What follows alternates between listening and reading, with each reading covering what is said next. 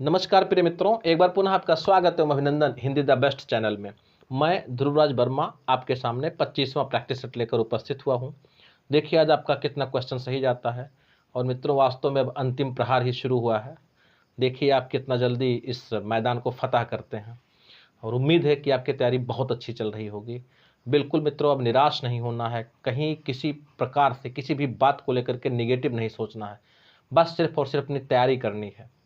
Admit card भी आपका समय से मिलेगा, पेपर भी आप देंगे ही, जिससे कि फिर बाद में सिर्फ और सिर्फ पॉजिटिव रिजल्ट के लिए हम लोग प्रतीक्षा करें। तो आइए शुरू करते हैं। पहला प्रश्न आपके सामने, और यह भी ध्यान दें कि गैपिंग के लिए जो है थोड़ा सा समय आपको दे दिया जाएगा सही आंसर बताने के लिए। टाइमर वाइमर नहीं लगा हुआ है। तो चलिए पहला प्रश्न, 27 अक्टूबर 2020 को केंद्रीय वित्त मंत्रालय द्वारा विवाद से विश्वास योजना के तहत भुगतान की अंतिम तारीख को बढ़ाकर कर दी गई है। तो चारों ऑप्शंस में से जो करेक्ट आंसर है ऑप्शन ए 31 मार्च 2021। और यह भी जान लें कि ये आयकर से संबंधित है। पहले जो इसकी अवधि थी वो 31 मार्च 2020 थी, जिसको बढ़ा करके 31 मार्च 2021 कर दिया गया था। इस चीज़ को जरूर याद रखिएगा कि विवाद से विश्वास योजना क्या है। आइए दूसरा प्रश्न देखते हैं। भारत के सर्वोच्च न्यायालय ने संविधान की मूल संरचना सिद्धांत यानी बुनियादी ढांचा सिद्धांत का प्रतिपादन निम्नलिखित में से किस मुकदमे में किया है। तो चारों ऑप्शंस आपके सामने हैं। करेक्ट आंसर जाएगा ऑप्शन सी के साथ, केशवानंद भारती बनाम केरल राज्य।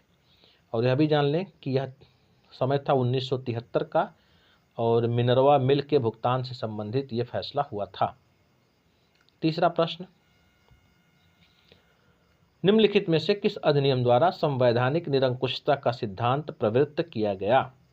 तो वही है मित्रों जो सबसे बड़ा अधिनियम था। बताइए आप करेक्ट आंसर। जाएगा ऑप्शन सी के साथ 1935 का भारत सरकार अधिनियम। चौथा प्रश्न, जैव ईंधन के संबंध में निम्न में से कौन सा कथन सत्य नहीं है। तो ऑप्शन इसको पढ़ देते हैं मित्रों। ऑप्शन ए कह रहा है जैव ईंधन पारिस्थितिकी अनुकूलन होता है। बी, जैव ईंधन लागत प्रभावी होता है। सी, जैव ईंधन ऊर्जा संकट के समाधान में योगदान दे सकता है। और डी ऑप्शन कह रहा है जैव ईंधन मक्का से भी बनता है। करेक्ट आंसर जाएगा ऑप्शन बी के साथ, यानी जैव ईंधन लागत प्रभावी होता है। और यह भी जान लें मित्रों, थोड़ा सा इसको जानना इसलिए जरूरी है कि इसमें एक शंका व्यक्त की जा रही है कि कहीं जैसे करंज, महुआ, नीम, मक्का और जेट्रोफा आप जानते ही हैं, कहीं ऐसा ना हो कि इसका उत्पादन करके किसानों की कमाई बहुत ज़्यादा बढ़ जाए और वो जो है खाद्य फसलों को उपजाना ही बंद कर दें, तो इससे भारत में खाद्य सुरक्षा खतरे में पड़ सकती है। पांचवा प्रश्न मित्रों, निम्नलिखित में से किससे वायुमंडल के प्राकृतिक संतुलन के लिए कार्बन डाइऑक्साइड की उपयुक्त सांद्रता मानी जाती है। तो चारों ऑप्शंस पॉइंट में ही दिए गए हैं। करेक्ट आंसर जाएगा ऑप्शन बी के साथ 0.03%।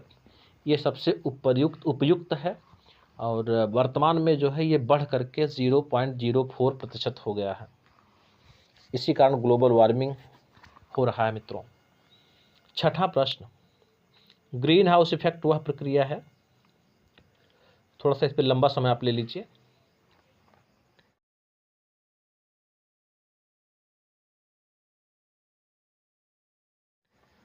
तो सही आंसर जाएगा ऑप्शन बी के साथ, जिसमें वायुमंडलीय कार्बन डाइऑक्साइड द्वारा इंफ्रारेड विकिरण शोषित कर लिए जाने से वायुमंडल का तापमान बढ़ता है। सातवां प्रश्न, रियो 20 घोषणा पत्र का शीर्षक क्या था। तो चारों ऑप्शंस में से करेक्ट आंसर जाएगा ऑप्शन ए के साथ द फ्यूचर वी वांट। तो आप जानते ही हैं कि इसकी जो बैठक हुई थी वो 1992 में हुई थी और ठीक 20 वर्ष पूरे होने पर 2012 में ये आयोजित हुआ और उसका शीर्षक था वही द फ्यूचर वी वांट। और इसमें इस मसौदे में क्या हुआ था, जनसंख्या नियंत्रण, गरीबी उन्मूलन, सामाजिक समानता और सतत विकास के पहलुओं पर विचार किया गया था। आठवां प्रश्न, हाल ही में किस देश की नेवी के द्वारा अंतरिक्ष में बैलिस्टिक मिसाइल को नष्ट करने की क्षमता अर्जित की गई है? तो करेक्ट आंसर जाएगा ऑप्शन सी के साथ, अमेरिका। 9वां प्रश्न, उत्तर प्रदेश में होने वाला पंचायत चुनाव कितने चरणों में संपन्न होगा? मित्रों, अगर पेपर आपका पुराना बना होगा तो प्रश्न सेम टू सेम ऐसे आएगा, होगा, ऐसा नहीं आएगा कि हुआ था। तो चारों ऑप्शन में से करेक्ट आंसर जाएगा ऑप्शन बी के साथ, 4 चरणों में। और यह भी जान लें, स्टार्ट हुआ था 15 अप्रैल से और चला था 29 अप्रैल तक। 10वां प्रश्न, ट्राइसेम एक कार्यक्रम है। तो करेक्ट आंसर जाएगा ऑप्शन ए के साथ, ग्रामीण विकास का। और यह भी जान लें कि ट्राइसेम का जो पूरा नाम है, training rural youth for self employment. 11वां प्रश्न, विश्व उपभोक्ता अधिकार दिवस मनाया जाता है। तो ऑप्शन ए कह रहा 15 मार्च, बी 18 अप्रैल, सी 27 सितंबर और डी 10 दिसंबर। करेक्ट आंसर गया ऑप्शन ए के साथ, 15 मार्च। 12वां प्रश्न, निम्नलिखित में से किसने गांधी इरविन समझौते में महात्मा गांधी के लाभ को सांत्वना पुरस्कार कहा था?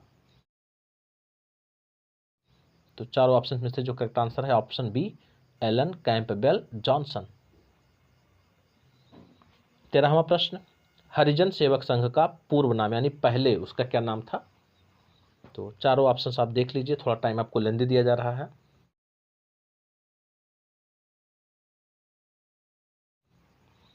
करेक्ट आंसर जाएगा ऑप्शन ए के साथ, all India anti untouchability league. और इसकी स्थापना हुई थी 30 सितंबर 1932 में और बाद में हरिजन सेवक संघ इसका नाम कर दिया गया था। 14वां प्रश्न, भारतीय स्वतंत्रता अधिनियम the Indian independence act British संसद द्वारा पारित किया गया। तो चारों ऑप्शंस में से करेक्ट आंसर गया ऑप्शन बी के साथ, 1947 में। मित्रों, थोड़ा सा प्रश्न ये घुमा कर दिया गया है। वास्तव में पारित हुआ था ब्रिटिश संसद में 3 जुलाई 1947 को और ये जो है प्रभावी हुआ था 18 जुलाई 1947 में। और इसमें वही था कि भारत को 2 डोमिनियन स्टेट में बांट दिया गया था, एक आप जानते हैं भारत और दूसरा पाकिस्तान। 1919 में जब मॉन्टेग्यू चैम्सफोर्ड नियम पास हुआ था तब इंग्लैंड का प्रधानमंत्री कौन था? करेक्ट आंसर है ऑप्शन ए, लॉर्ड जॉर्ज। और इनका कार्यकाल था मित्रों 1916 से लेकर 1922 तक। 16वां प्रश्न, नव बौद्धवाद के प्रतिपादक कौन हैं? तो चारों ऑप्शन में से करेक्ट आंसर का ऑप्शन सी के साथ, अम्बेडकर। और यह भी जान लें कि इसी के बाद जो है नव बौद्धवाद के बाद ही जो है एक संप्रदाय भी हुआ, उसको कहा गया नवायान बौद्ध संप्रदाय। जैसे पहले हीनयान महायान चलता था उसी प्रकार से आ गया नवायान। 17वां प्रश्न, निम्नलिखित में से कौन सी ब्रह्मवादिनी थी जिसने कुछ वेद मंत्रों की रचना की? तो लोपामुद्रा, गार्गी, लीलावती, सावित्री। करेक्ट आंसर जाएगा ऑप्शन ए के साथ, लोपामुद्रा। और यह भी ध्यान रखें कि लोपामुद्रा अगस्त्य ऋषि की पत्नी थी। और कुछ और भी ऐसी स्त्रियां, विदुषी स्त्रियां हैं जिन्होंने वेद मंत्रों की रचना की थी, जैसे अपाला हो गई, घोषा हो गई और विश्ववारा हो गई तथा लोपामुद्रा। 18वां प्रश्न, लोकसभा का सचिवालय सीधे नियंत्रित होता है? ऑप्शन ए कह रहा है केंद्रीय गृह मंत्रालय द्वारा, बी संसदीय मामलों के मंत्रालय द्वारा, सी प्रधानमंत्री द्वारा और डी लोकसभा के अध्यक्ष द्वारा। तो करेक्ट आंसर जाएगा ऑप्शन डी के साथ, लोकसभा के अध्यक्ष द्वारा। 19वां प्रश्न ज्योग्राफी से आ गया, माना दर्रा स्थित है? Option A Uttar Pradesh, B Uttarakhand, C Jammu Kashmir, D Himachal Pradesh. तो करेक्ट आंसर जाएगा ऑप्शन बी के साथ, उत्तराखंड।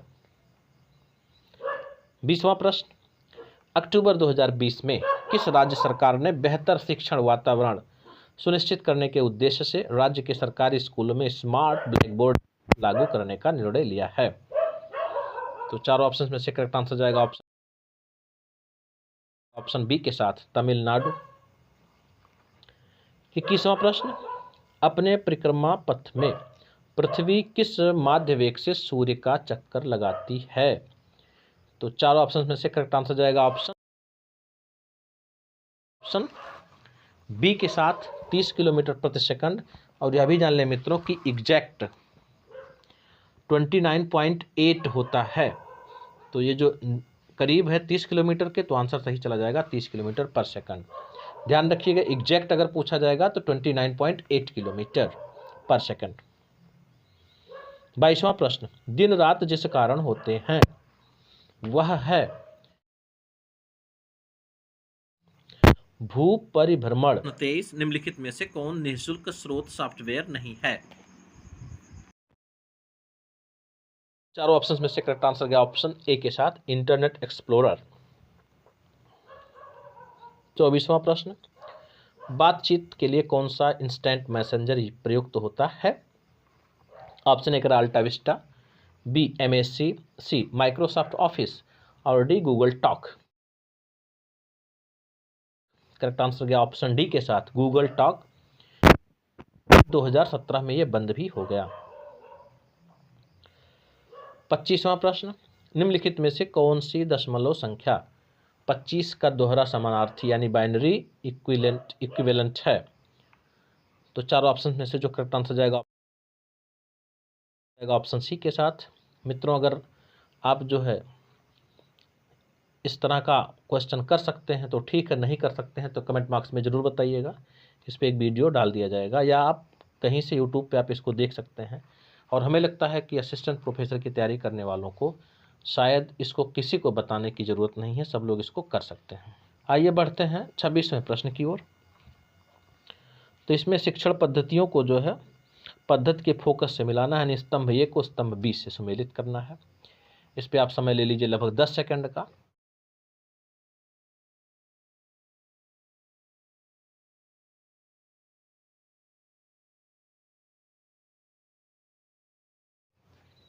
तो करेक्ट आंसर जाएगा ऑप्शन डी के साथ, यानी व्याख्यान पद्धति। आप ए मिलेगा 3 से बहुत अधिक ज्ञान प्राप्त करना, और बी आपका प्रदर्शन विधि हो जाएगा अनुभव आधारित, यानी 2 से मिल जाएगा।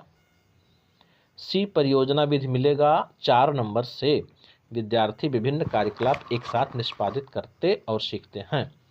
डी सहयोगात्मक विधि गया 1 नंबर पर, किसी कार्य में प्रतिभागपरता पर जोर देना। आ गया मित्रों 27वां प्रश्न आपके सामने, वह शोध जिसमें पुरुष और महिला के बीच सामाजिक असमानता पर जोर दिया जाता है कहलाता है? तो ऑप्शन ए तुलनात्मक शोध, बी अनुदैर्ध्य शोध, सी क्रियात्मक शोध और डी नारीवादी शोध। तो जहां भी इस प्रकार का आंसर मतलब क्वेश्चन पूछा जाएगा मित्रों, तो आप आंसर देख के ही बता सकते हो। फिर भी जान लीजिए आंसर इसका सही ऑप्शन डी नारीवादी शोध। 28वें प्रश्न की ओर, निर्माणात्मक मूल्यांकन यानी फॉर्मेटिव असेसमेंट की क्षमता में सुधार के लिए निम्नलिखित में से कौन सा शोध स्वरूप यथोचित होगा?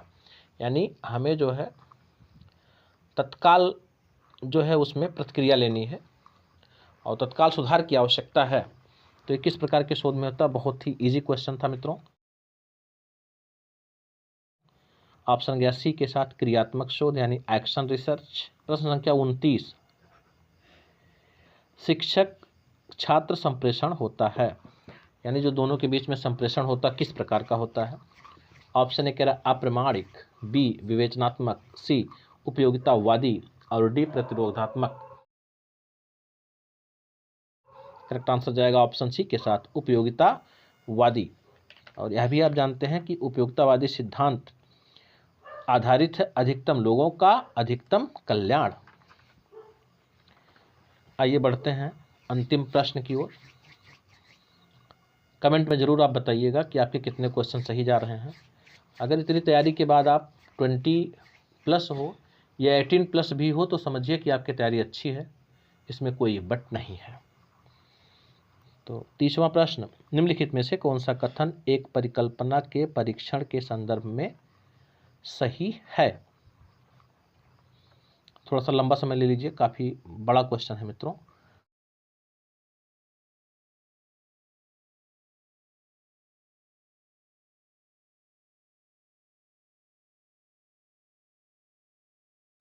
तो करेक्ट आंसर जाएगा ऑप्शन बी के साथ, यह केवल शून्य यानी नल हाइपोथेसिस है, यानी यह केवल शून्य परिकल्पना है जिसका परीक्षण किया जा सकता है। तो मित्रों ये रहा आपका 25वां सेट। वीडियो देखने के लिए बहुत बहुत धन्यवाद।